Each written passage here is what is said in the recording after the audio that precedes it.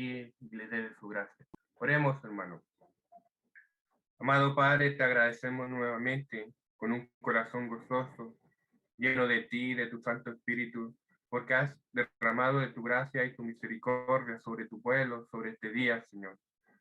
Gracias, Señor, que podemos tener nuestros oídos abiertos, nuestros ojos abiertos, nuestro corazón abierto para recibir de tu palabra y ser llenos, Señor, del conocimiento, ser llenos de un corazón agradecido y ser llenos de tu Santo Espíritu, Señor, guiando nuestra vida práctica y cotidiana, Señor, dándonos fuerza y fortaleza. Oramos, Señor, por este sermón en la cual va a estar dirigiendo el pastor Daniel, y que tú lo ayudes también a él, que le des de tu gracia y fortaleza, que le des todo lo que necesita para exponer de tu palabra.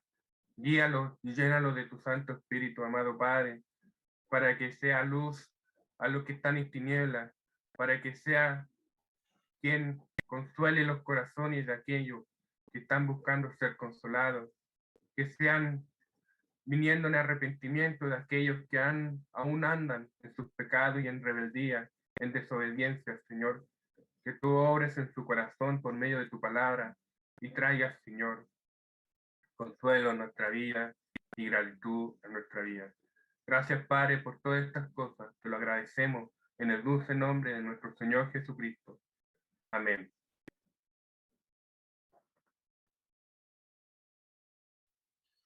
Bien, hermanos, les invito a abrir la palabra de Dios en el libro de Jonás, en la serie que estamos llevando a cabo, en el capítulo 2 del libro de Jonás. Vamos a leer hoy los versos 1 al 4.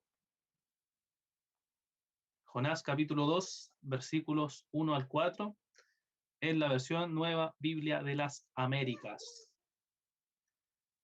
Dice así: entonces Jonás oró al Señor su Dios desde el vientre del pez, y dijo: en mi angustia clamé al Señor, y él me respondió. Desde el seno del Seol pedí auxilio, y tú escuchaste mi voz. Pues me habías echado a lo profundo, en el corazón de los mares, y la corriente me envolvió. Todas tus encrespadas olas y tus ondas pasaron sobre mí.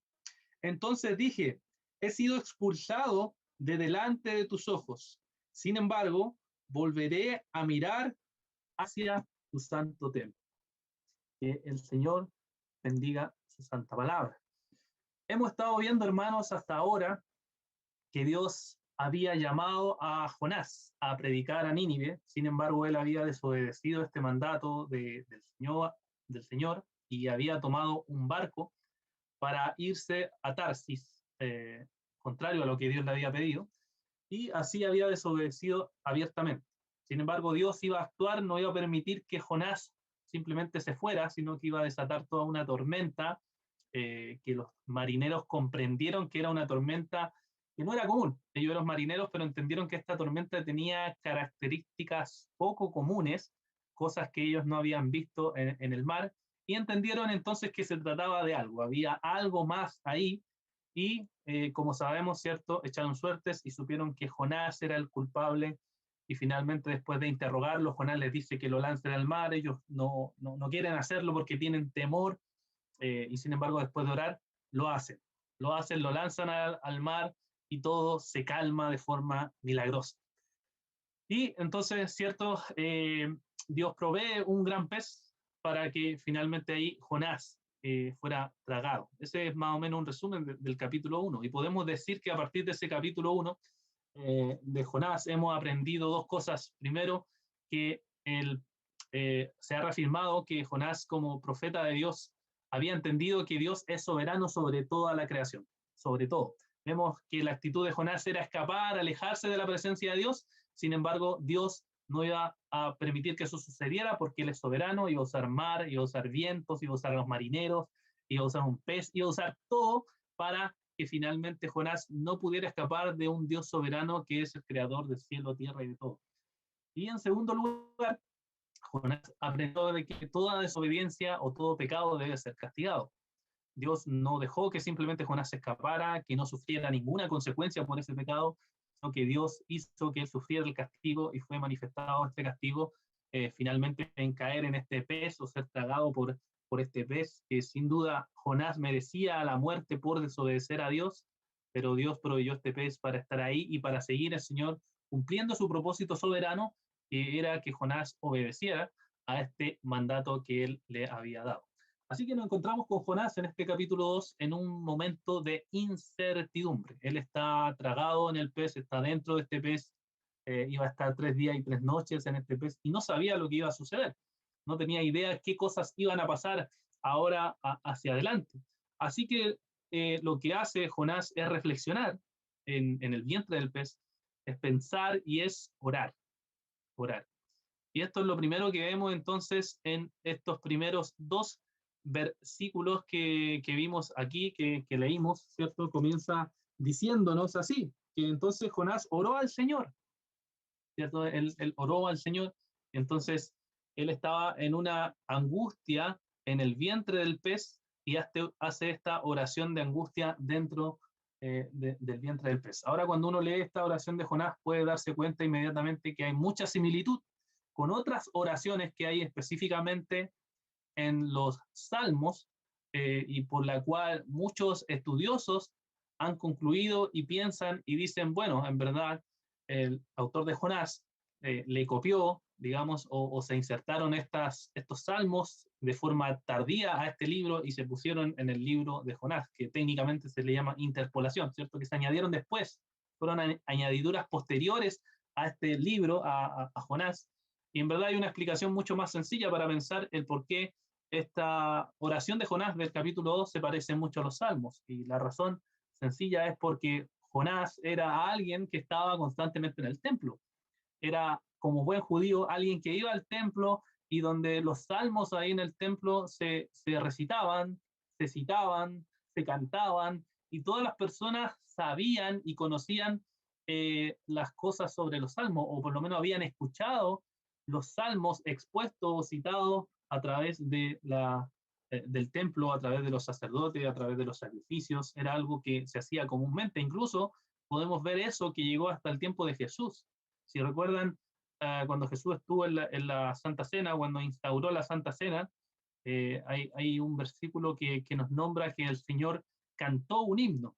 Ahí quieren comprobarlo después, Mateo capítulo 26, verso 30, ¿cierto? Nos dice, y después de cantar un himno, salieron hacia el monte de los olivos. Bueno, ese himno era un salmo, era muy común cantar los salmos se cantaban, se conocían como las canciones de los salmos, ¿cierto? Entonces el Señor canta un salmo, y también tenemos a Jesús en la cruz del Calvario, en el mismo Mateo capítulo 27, versículos 46, citando un salmo. ¿Recuerdan ahí ese momento en que está en la cruz y él dice la escritura que él clama, Elí, Elí, lama sabactani, que es Dios mío, ¿por qué me has abandonado? Citando el Salmo 22. Entonces, el conocer los salmos era algo totalmente normal, muy común de parte de la cultura judía o de los judíos en general, y esto era lo mismo que pasaba con Jonás, era alguien que conocía los salmos, que conocía estos salmos, y por tanto componer una oración a partir de los salmos era totalmente entendible, totalmente comprensible, incluso era la forma en la cual se clamaba a Dios y se usaba para orar y rogar al Señor. Entonces vemos aquí en el verso 1 que Jonás ora desde el vientre del pez, como les decía, ¿cierto? Él comienza orando al Señor en el vientre del pez. Recordemos que cuando Jonás estuvo en el barco y el capitán descubrió que él estaba durmiendo ahí en el verso 1, en el capítulo 1, verso 6, ¿cierto? Y el capitán del barco se le acerca, ¿qué es lo que le dice? Clama a tu Dios o ora a tu Dios. Y Jonás no lo hace. Vemos que la escritura nos dice que lo hizo, todos los demás lo estaban haciendo, le dice el capitán que lo haga y él no lo hace. Sin embargo, en esta circunstancia y en esta ocasión sí lo hace. En esa ocasión no lo hizo y en esta ocasión sí lo hace. ¿Por qué? Porque generalmente, como seres humanos, cuando pasamos momentos de extrema dificultad, es cuando buscamos a Dios. Es cuando buscamos y clamamos y vamos ante el Señor, o como se dice popularmente, ¿cierto? Cuando tocamos fondo, es cuando nuestro corazón se humilla y nuestras rodillas se doblan realmente ante el Señor y vamos a su presencia y clamamos al Señor por ayuda. Y eso fue lo que pasó con Jonás. Él no oró en esa ocasión que le dijo el capitán, ¿para qué voy a orar? Pero ahora, al verse en esta situación de crisis extrema en el vientre de un pez, en total desesperación, él entonces sí ora a Dios. ¿Y cuál es el contenido de su oración? El verso 2 nos dice un poco del contenido de la oración de Jonás. Jonás capítulo 2, versículo 2, nos dice, en mi angustia clamé al Señor y él me respondió. Desde el seno del Seol pedí auxilio y tú me escuchaste. Dice, mi versión NBI dice, en mi angustia clamé al Señor y él me respondió. Desde las entrañas del sepulcro pedí auxilio y tú escuchaste mi clamor. Este versículo sin duda es poesía, pero no poesía como la conocemos nosotros, con rimas, sino poesía hebrea. La poesía hebrea tiene como características muchas cosas, pero una de las más conocidas es el paralelismo. El paralelismo, ¿qué quiere decir esto? Que se dice lo mismo de formas distintas.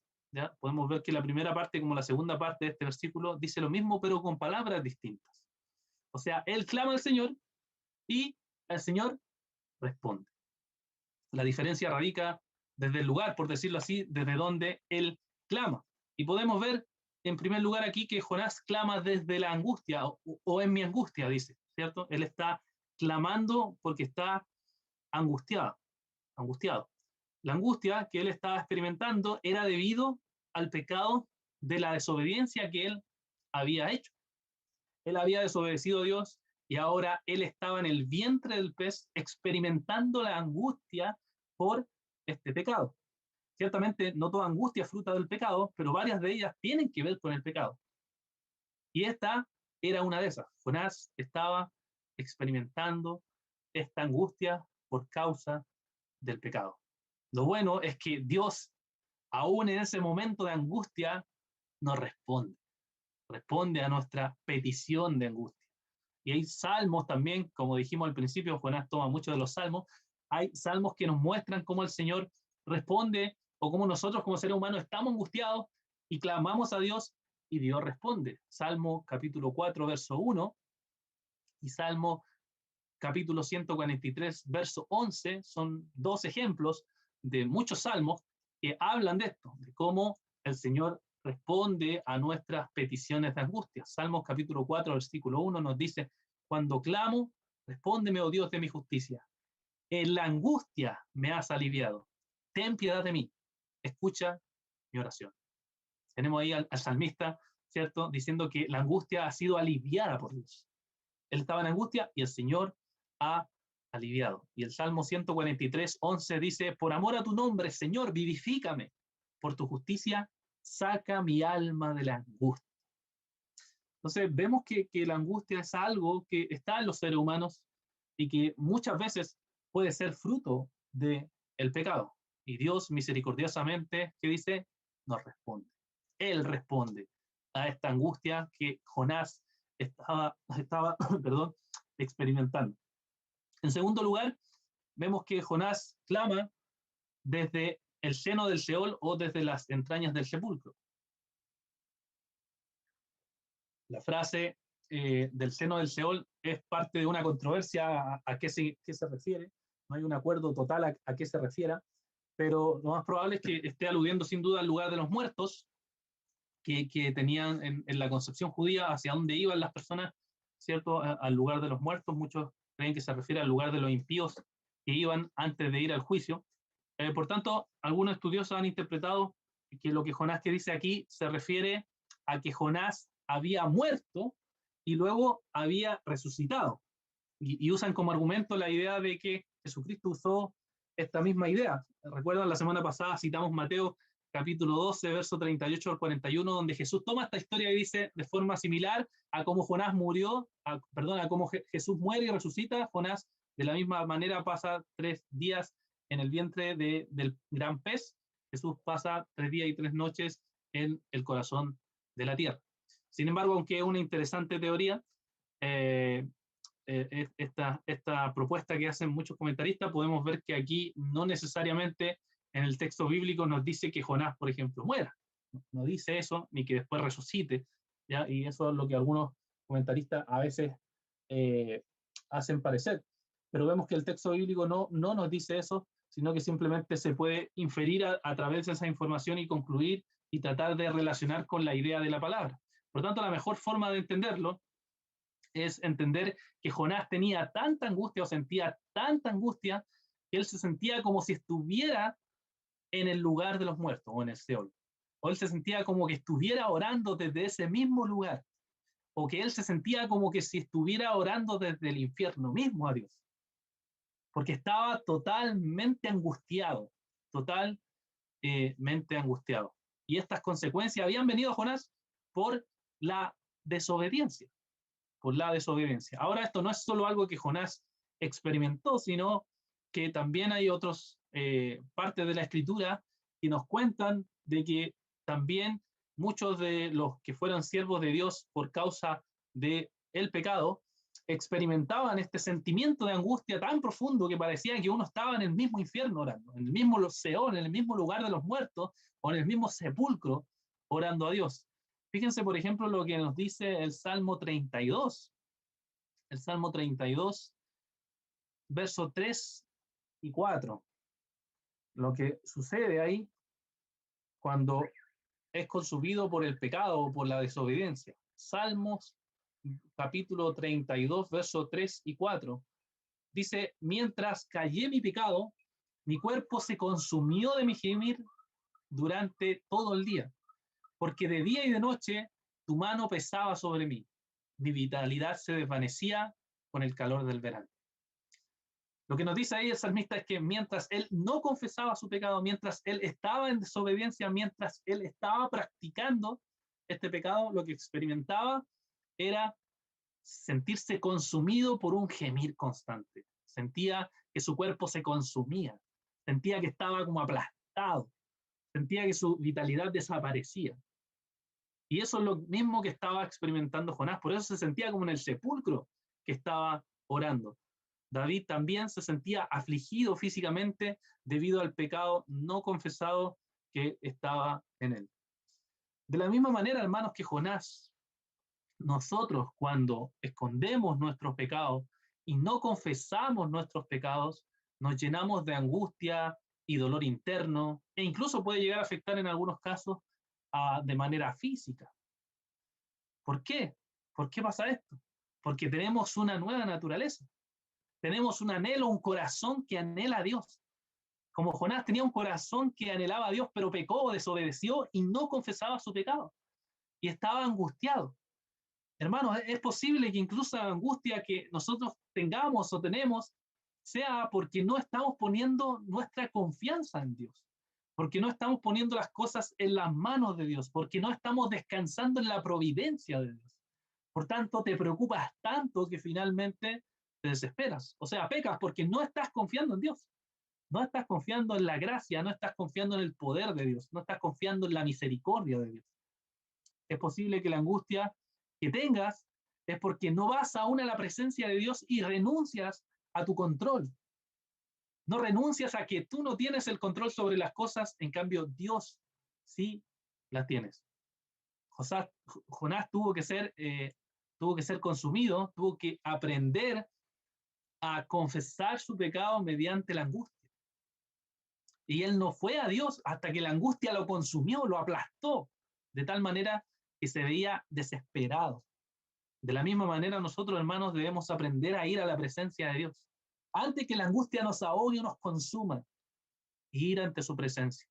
Estamos, hermanos, viniendo al Señor en oración para confesar nuestros pecados. Estamos viniendo para confesar nuestras preocupaciones. Es el trono de Dios un lugar de misericordia en donde tú vas constantemente. ¿Estamos descansando en la soberanía de Dios? ¿O estamos pensando que nosotros tenemos el control de las cosas? Eso nos va a angustiar, nos va a apretar, porque no estamos confesando que necesitamos al Señor, que necesitamos de su gracia. Y Jonás estaba experimentando eso, se veía apretado, se veía consumido por esta desobediencia, por este pecado que él había hecho. Entonces el Señor lo lleva a que confiese. Y eso es lo que uno puede ver en esta oración. Si uno va ahora, ¿cierto? En los versículos 3 al 4, podemos ver que en Jonás está la confesión y la esperanza. En Jonás vemos entonces la confesión y la esperanza. Jonás, ¿cierto? Capítulo 2, versos 3 y 4. Luego que Jonás había orado en medio de la angustia y pide auxilio al Señor, ahora va a confesar su pecado. Por fin va a confesar su pecado delante de Dios. El verso 3 nos describe esto. Dice, pues me habías echado a lo profundo en el corazón de los mares y la corriente me envolvió. Todas tus encrespadas olas y tus ondas pasaron sobre mí.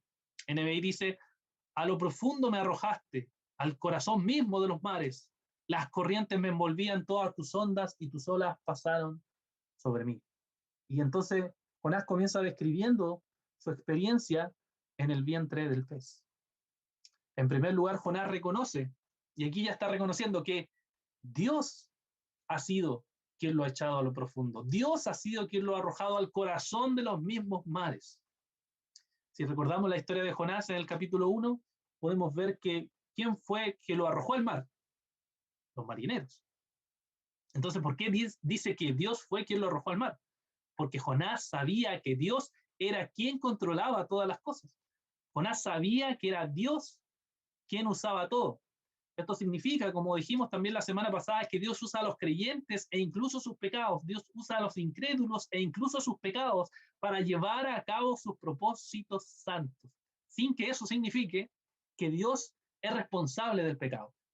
Dios es santo, 3 veces santo, completamente santo. Él no puede tener ninguna comunión con el pecado, pero Dios es tan soberano que usa los pecados e incluso para llevar a cabo sus propósitos. Esto nos recuerda un poco a Isaías y la declaración que Dios es quien va a llevar a cabo igual su plan de todas formas, de todas maneras. Isaías capítulo 46, versículos 9 y 10, nos dice el Señor aquí por medio del profeta Isaías, Isaías 46, verso 9 y 10, acuérdense de las cosas anteriores ya pasadas, porque yo soy Dios y no hay otro. Yo soy Dios y no hay ninguno como yo, que declaro el fin desde el principio y desde la antigüedad lo que he hecho. Yo digo, mi propósito será establecido y todo lo que quiero realizaré.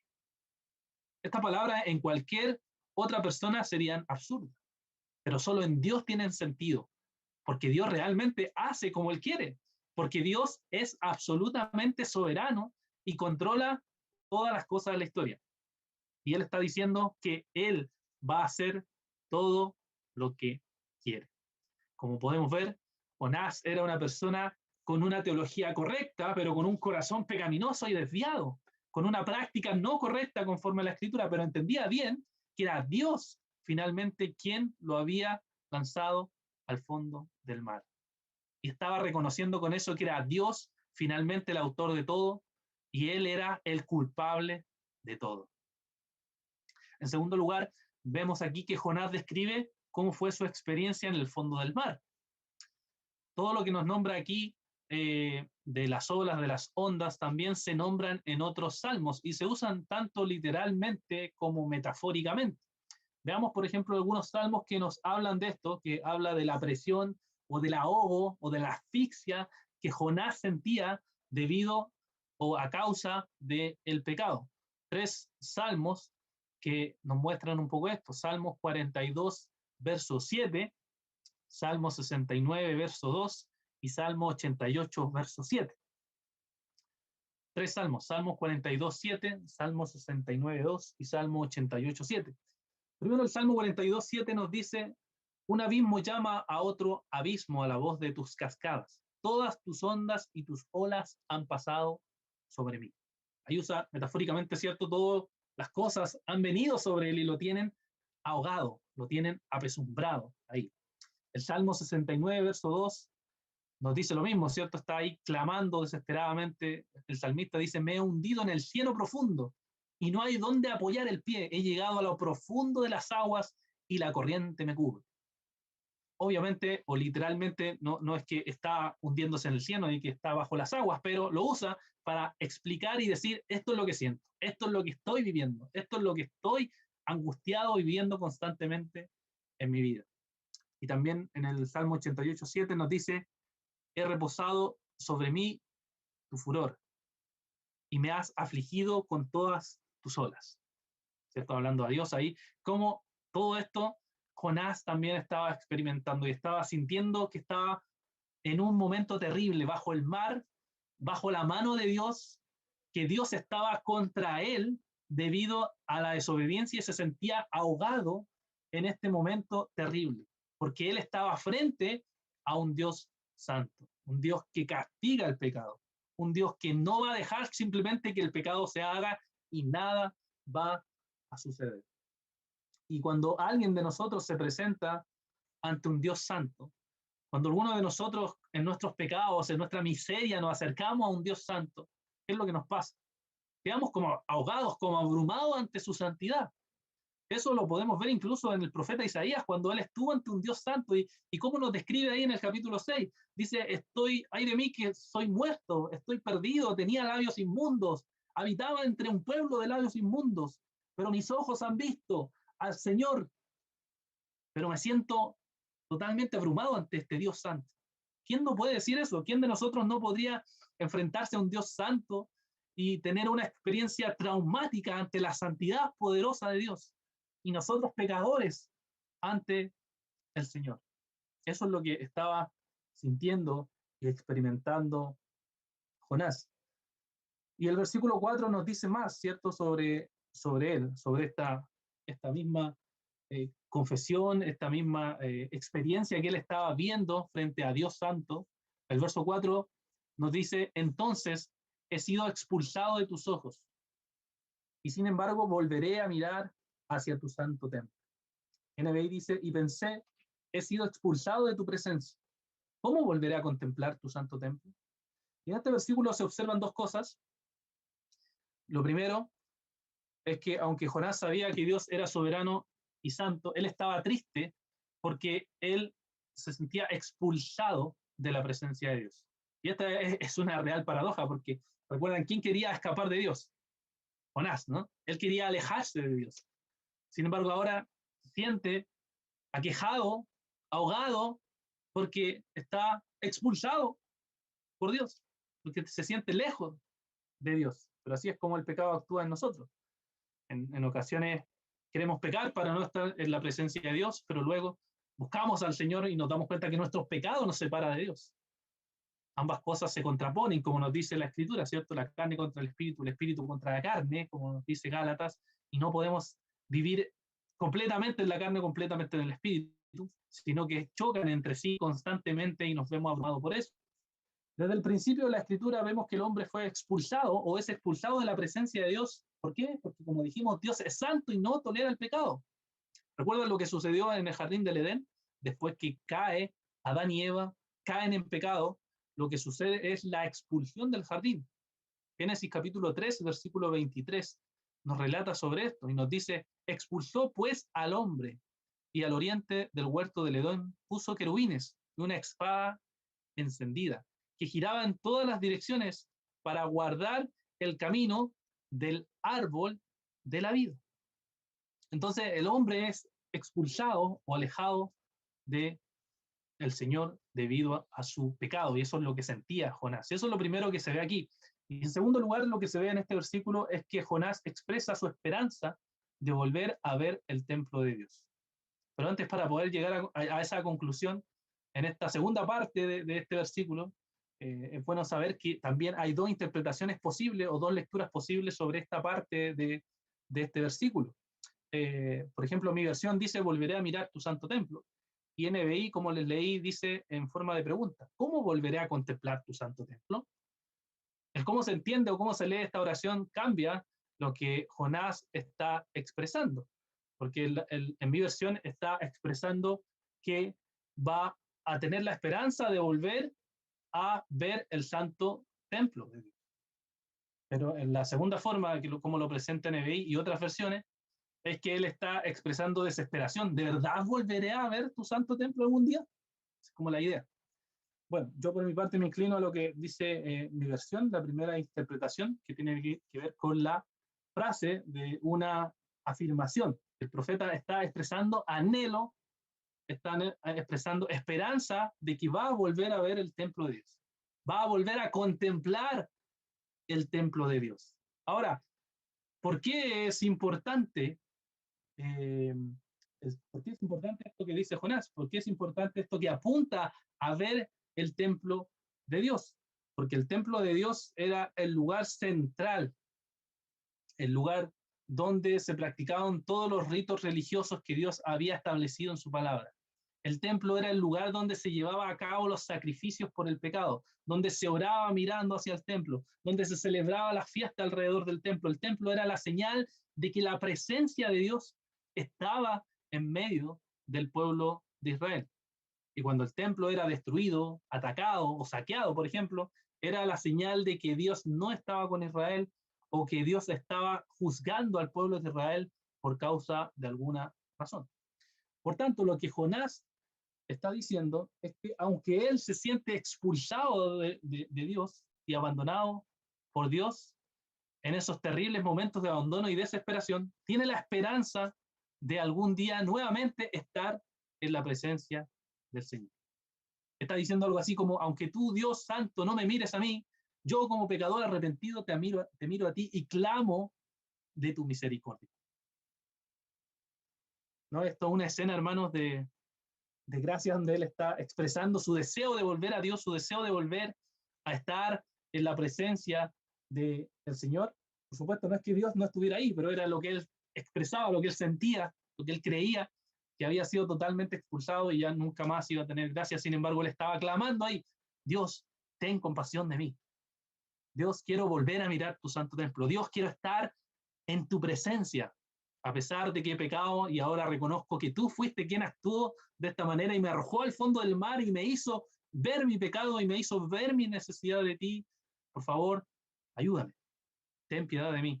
Es como algo lo que expresaba aquí Jonás. Y de esto, hermanos, de estas verdades que el Señor nos pone en estos versículos, podemos ver algunas aplicaciones para nuestras vidas, para poner en práctica. En primer lugar, vemos lo siguiente: Dios es santo y debemos confesar nuestros pecados. Dios es santo y debemos confesar nuestros pecados. Jonás se dio cuenta de que aunque él era profeta de Dios, él no estaba exento del juicio de Dios contra el pecado. Jonás, a través de su desobediencia, se dio cuenta de que en realidad Dios sí odiaba el pecado y por tanto Dios tenía que juzgar el pecado porque él es completamente santo y no puede dejar pasar el pecado. Nosotros, hermanos, como cristianos, hemos sido salvados de la condenación eterna de nuestros pecados. Pero eso no significa que simplemente Dios va a dejar pasar nuestros pecados, sino que todo lo que hagamos en este mundo y en esta vida cristiana va a ser juzgado finalmente en el tribunal de Cristo, en el juicio final con el Señor. No para condenación, como lo decimos, no hay condenación para nosotros, ¿cierto? Ninguna condenación hay para los que están en Cristo Jesús, dice Romanos 8. No tenemos condenación para perdición, pero sí hay un juicio que la Escritura nos advierte y nos dice que todo lo que hagamos va a ser juzgado por el Señor. Por ejemplo, Romanos capítulo 14, versículos 10 y 12, nos dice lo siguiente cuando está tratando el tema de la libertad de conciencia y las discusiones que hay entre los hermanos frente a algunas opciones que toman de comer carne, de beber ciertas cosas, y hay discusiones sobre eso. El apóstol Pablo en el capítulo 14 de Romanos, en el verso 10, dice lo siguiente: pero tú, ¿por qué juzgas a tu hermano? O también tú, ¿por qué desprecias a tu hermano? Porque todos compareceremos ante el tribunal de Dios.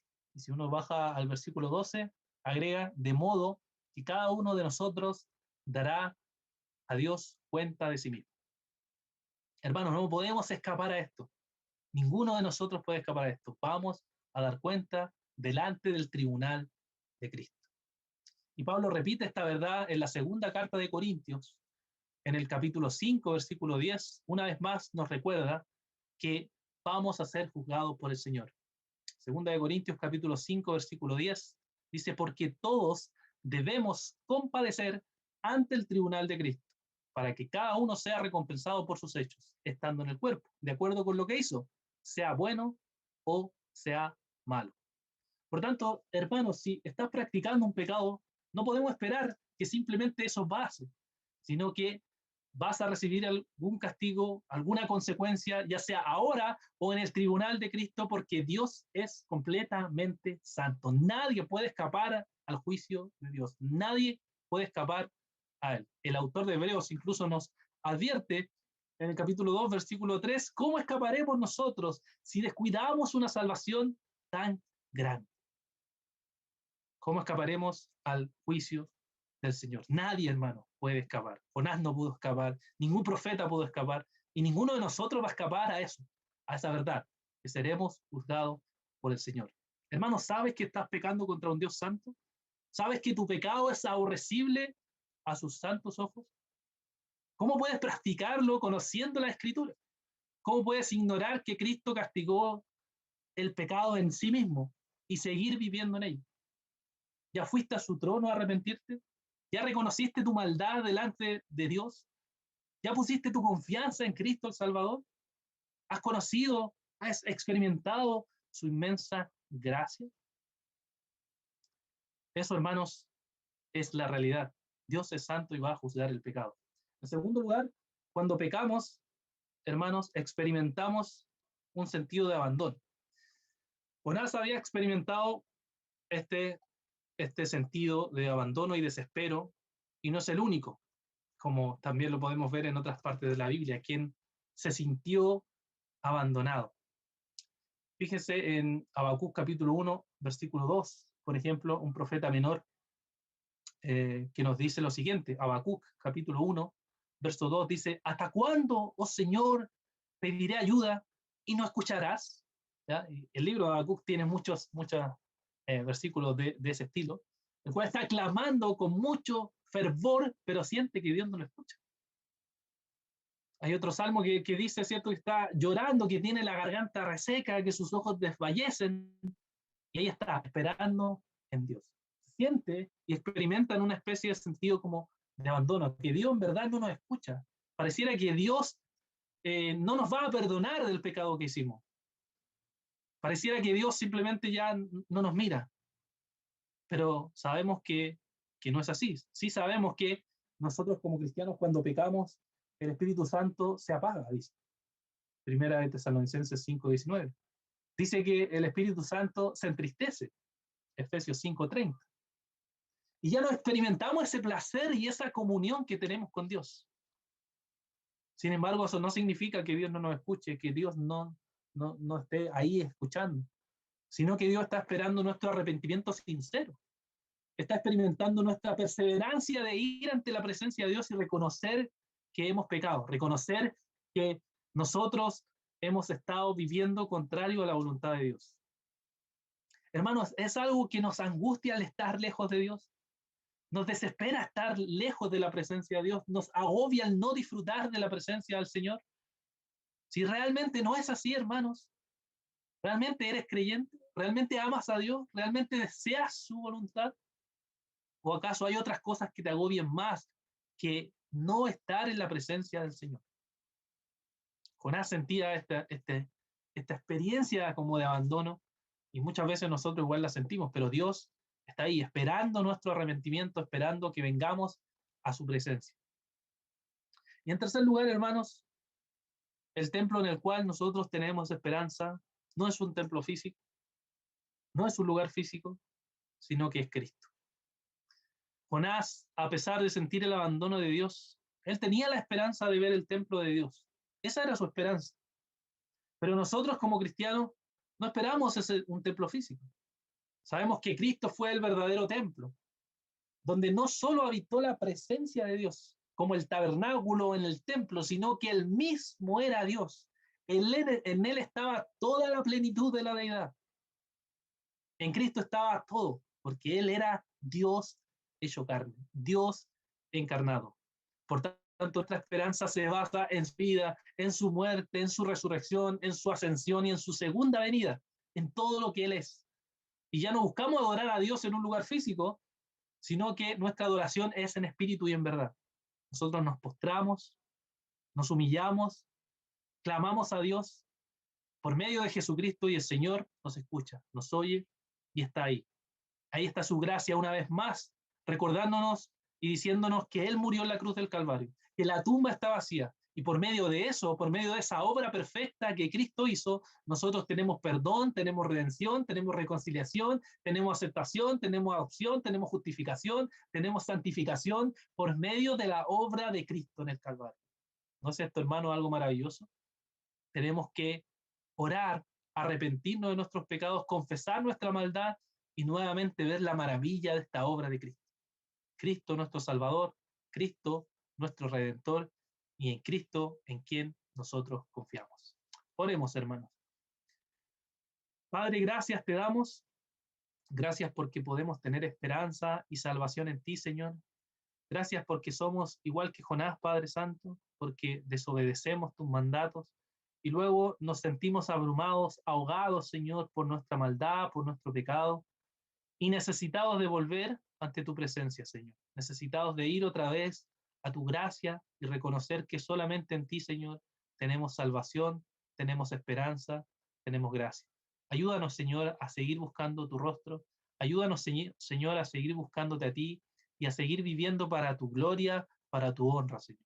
Te alabamos, Señor, porque tú eres bueno, porque tú eres bondadoso, porque eres glorioso, Señor. Y te pedimos que nos ayudes en esta vida a poder exaltarte y glorificarte en todo. Te damos las gracias, Señor, por esto y pedimos todo esto en el nombre de Jesús. Amén.